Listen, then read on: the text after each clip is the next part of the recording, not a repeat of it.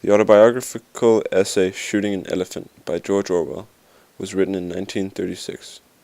It revolves around an imperialist-hating British police officer operating in Burma during the years of British colonization. George Orwell, who finds himself torn between his hatred for the empire that he serves and his distaste for the Burmese locals who taunt him daily. I believe he is aware that these obnoxious tormentors have hatred for what he stands for, and not for him as a person. The irony of this is, of course, that he hates what he stands for, almost as much as those who torment him. After a short while, the elephant is spotted, and Orwell approaches the beast, armed with an elephant rifle and shadowed by a large group of Burmese locals. The story takes place in Moulmein, which is placed in Lower Burma. George Orwell is called to a bazaar ravaged by a tame elephant who was in must.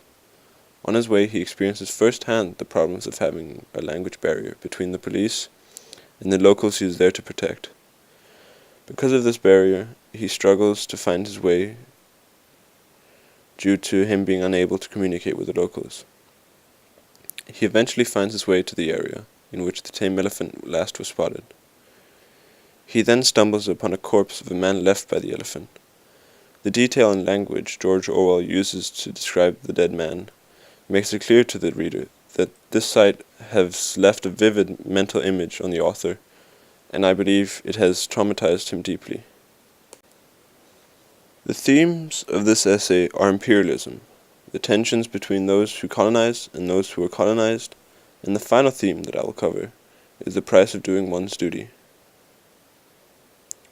The theme of imperialism in this text brings to light the evilness of forcing a population of people to feel inferior in their own land. Furthermore, it forces those who represent these superior colonizers to decide their actions, not by following their conscience, but by choosing the actions that display dominance over the people they colonize. Any person who is subjected to being ruled in their own land by foreigners will grow to resent these rulers. And as is clear in the text, the natives of Burma resent their oppressors, and they make sure to show it. The colonizers loathe the natives, who take every chance to show their distaste for them. This tension makes it impossible for cooperation between the two parties. Orwell brings this to light in order to show the reader the stupidity and the ignorance of the imperials who believe they are more fit to rule than those who know the culture and traditions of the people they wish to rule over.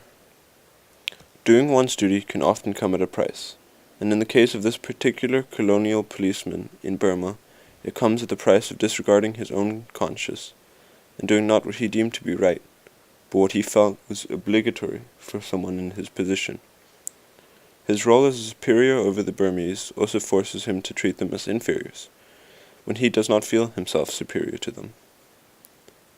After reading through this text several times, it is clear that the author does not intend for the reader to view the elephant as simply an elephant. It is instead a metaphor for the Burmese people.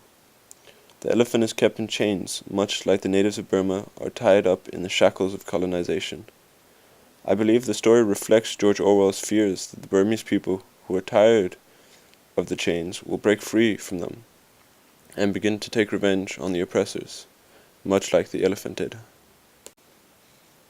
Furthermore, Orwell as a character in this story represents Britain and shows the wrongness of imperialism in the way that he is forced to decide the fate of a creature in its own land when he himself has no right to be there. This is very similar to how the English ruled over the Burmese. They had no right to be there, and they certainly had no right to decide the fate of their people in their own land. In conclusion, the story is simply an extended metaphor for how the British unjustly ruled over the natives of Burma. The view of the author is quite obvious in the end. He does not believe that the British have any right being in Burma, and he definitely does not believe that he himself has a right to police these oppressed people.